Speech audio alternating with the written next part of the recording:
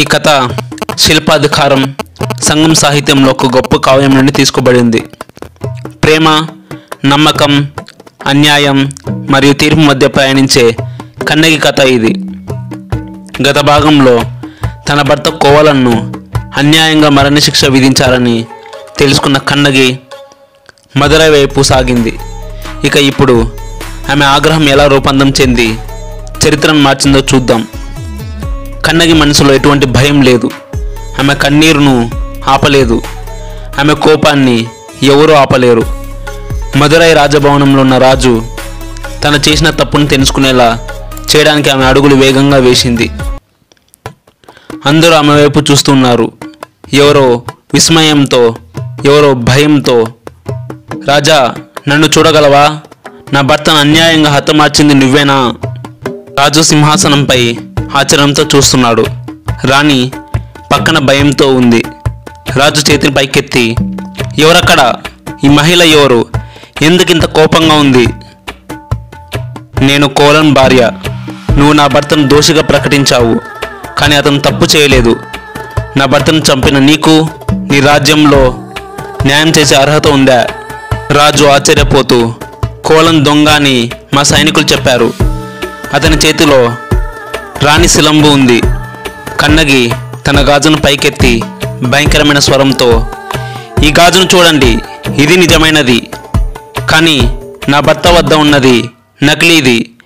మీ నగరపు గాజు వ్యాపారి మోసం చేశాడు, కానీ దోషిగా అతన్ని కాదు, నా భర్తను ప్రకటించారు. ఇది నీ రాజ్యంలో న్యాయమా?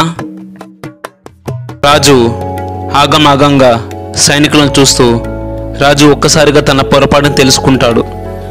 రాణి చేతులు పట్టుకొని కూర్చుంటాడు.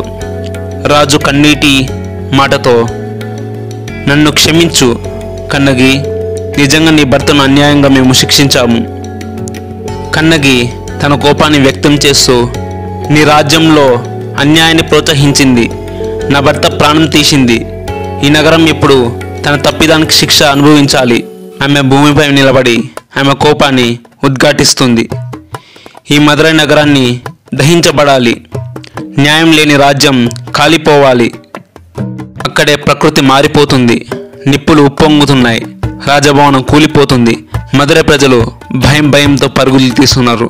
కన్నగి శాపం నిజమైంది కాబట్టి నగరం అగ్నిలో చిక్కుకుంది. రాజు తన తప్పిదాన్ని గ్రహించాడు, కానీ ఆలస్యమైంది. రాజు మరణించాడు.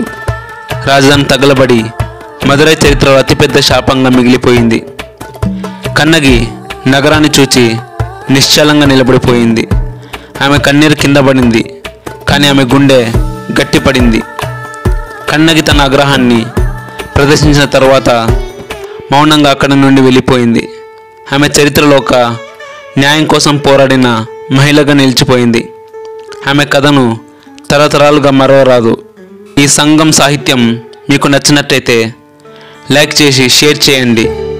ఈ వీడియో గురించి, ఈ కథ గురించి మీ అభిప్రాయాలను కామెంట్లో తెలియజేయండి. ఇలాంటి వీడియోస్ కోసం సబ్స్క్రైబ్ చేసి నోటిఫికేషన్ కోసం బెల్ ఐకాన్ని ఒక నొక్కు నొక్కండి. జై హింద్.